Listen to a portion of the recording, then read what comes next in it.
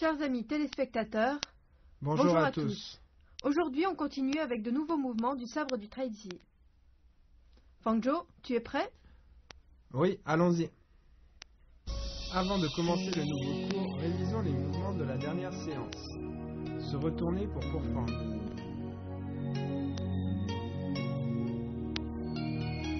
Les nuages blancs couvrent le sommet.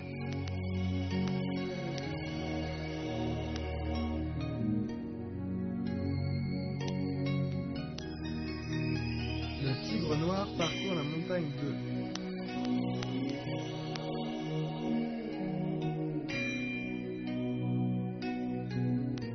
Les fleurs cachées sur les feuilles 2.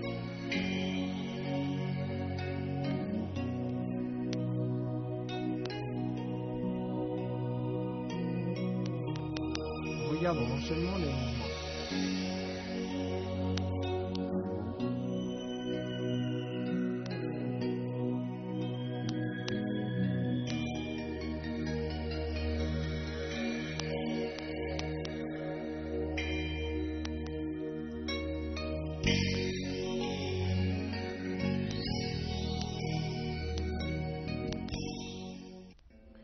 Durant cette séance, nous allons poursuivre l'apprentissage des mouvements de la deuxième partie de la forme.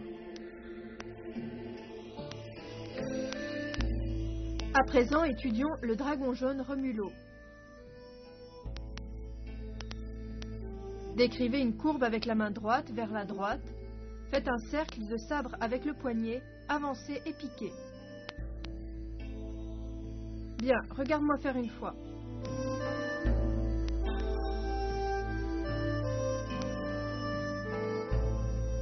Ok, c'est à toi.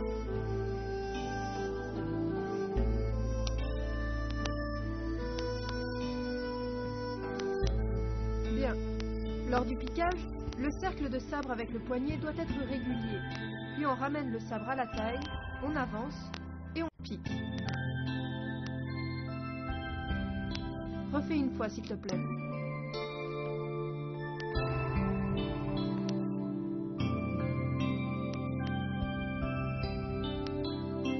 Attention au cercle de sabre avec le poignet qui doit être régulier. Ensuite, voyons le cheval sauvage franchit le ravin.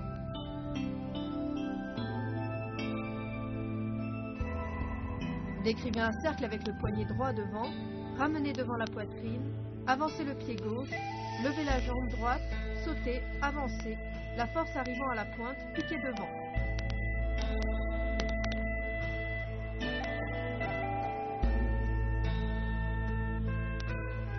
Ok, regarde-moi faire une fois.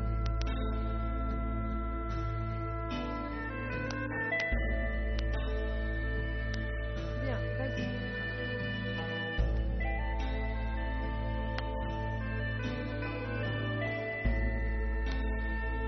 Ok.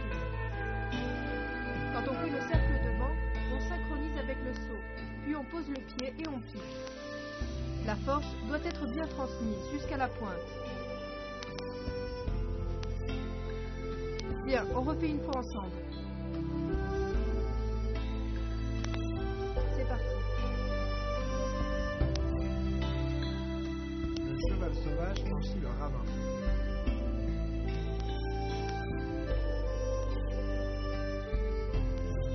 Maintenant, voyons braver le vent et couper les herbes.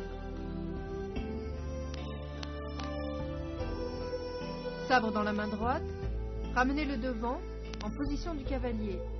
Dans la continuité, amenez-le à gauche, horizontalement, balayez, regardez l'angle arrière droit.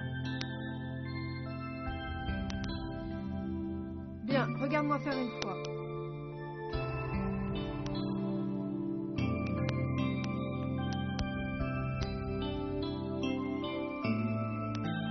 Ok, à ton tour.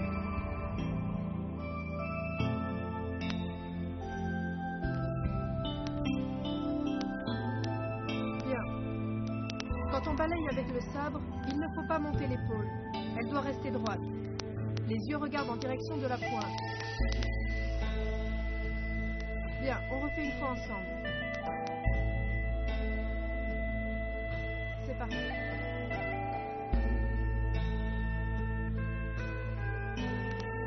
bravez le vent et coupez les herbes. Le regard est porté dans le prolongement de la pointe du sabre.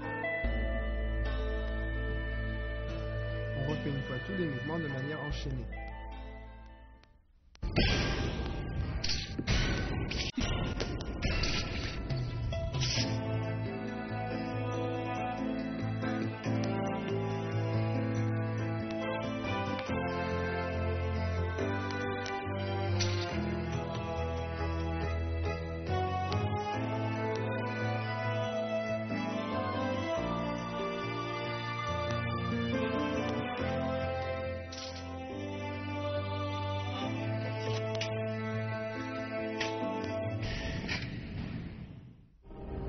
Démonstration en route du premier enchaînement des techniques de sabre du traîtrier.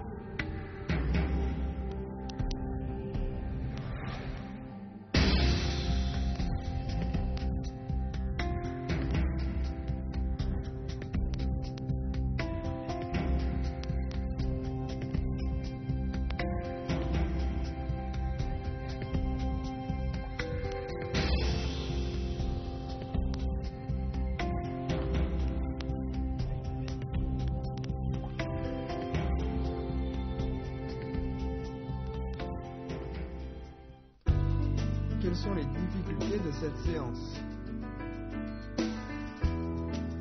Le dragon jaune remue l'eau. Le mouvement de cercle de sabre avec le poignet doit être lié, rond et souple. La position unipodale doit être stable.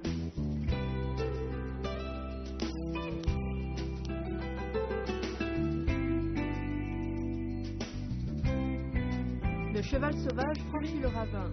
Le mouvement de saut doit être souple et rapide.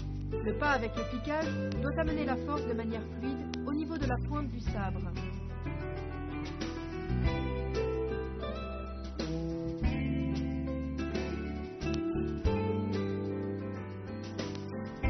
Bravez le vent et coupez les herbes. Le pas croisé et le balayage de sabre doivent être coordonnés. Les mouvements de sabre doivent rester souples et la force doit atteindre la lame.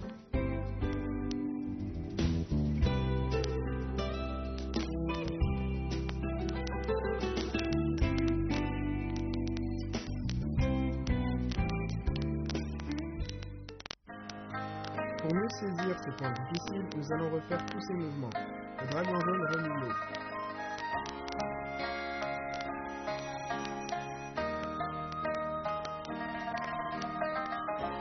Le cheval sauvage franchit le ravin.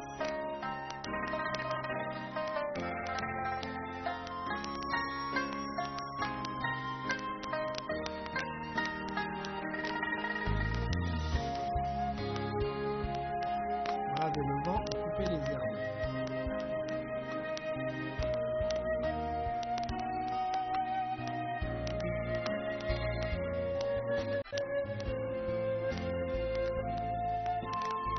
Refaisons ensemble une fois tous ces mouvements de manière enchaînée.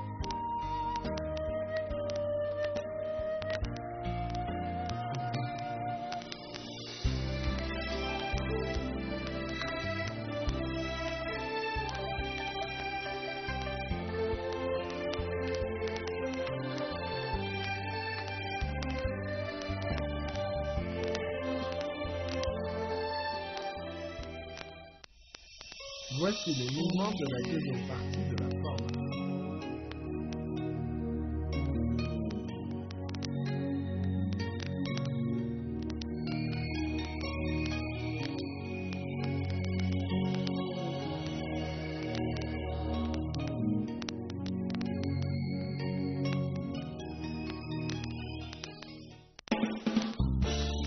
Comment le sabre s'est-il développé? Le sabre fait partie des armes courtes du Wushu. Il vient des armes militaires de l'Antiquité. Durant l'ère primitive, il y avait déjà le sabre en pierre, le sabre en or. Durant la dynastie des Shang, apparut le sabre en bronze vert, spécialement fait pour la guerre. Après les royaumes combattants, les combats se faisant beaucoup à cheval, le sabre est devenu l'un des équipements principaux de l'armée, et également la principale arme d'autodéfense. À l'époque moderne, le sabre est progressivement devenu un moyen de faire de l'exercice, du Wushu ou encore un objet de collection.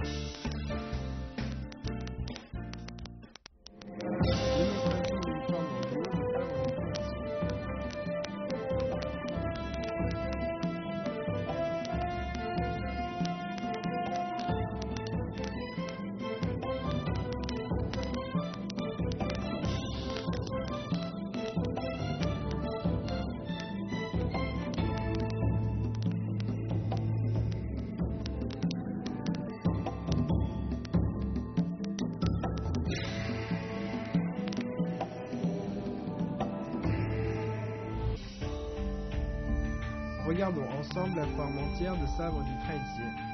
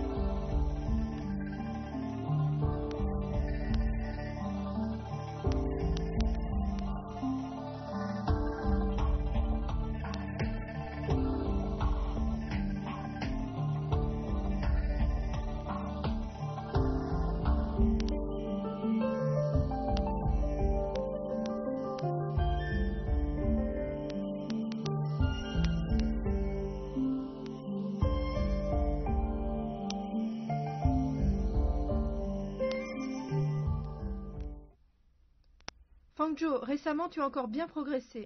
Merci, professeur Wang. Pratiquez bien de votre côté. Notre séance s'achève, on se retrouve à la prochaine séance. Au revoir. Au prochain cours, on va étudier les derniers mouvements de la deuxième partie de la forme. Continuez bien à nous suivre.